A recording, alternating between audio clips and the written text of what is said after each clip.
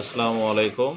আপনারা দেখতে পারতেছেন এগুলো খেজুরের বিচি। এই খেজুরের বিচির থেকে কিভাবে চারা উৎপাদন করতে হয় সেই প্রসেসিং আমি বলতেছি।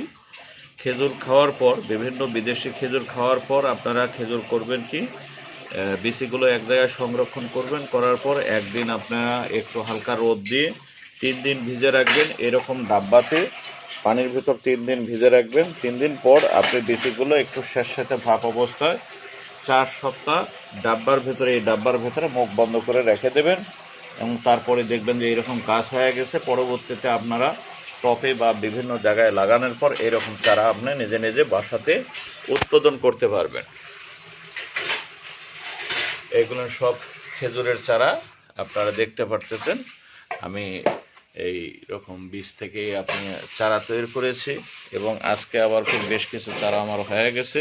এই চারাগুলো আমি এখন মাটির ভিতর রোপণ করব ইনশাআল্লাহ।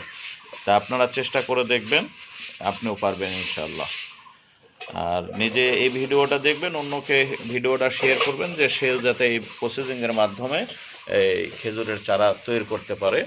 একটু সার্বিক সহযোগিতা, আপনার সহযোগিতায় হয়তো বা সেও হয়তো তার বাড়িতে অবশ্যই খেজুরের চারা উৎপাদন করতে সক্ষম হবে। তা আশা করি নিজে দেখবেন এবং অন্যকে দেখার একটা সুযোগ করে দেবেন ইনশাআল্লাহ। আসসালামু আলাইকুম।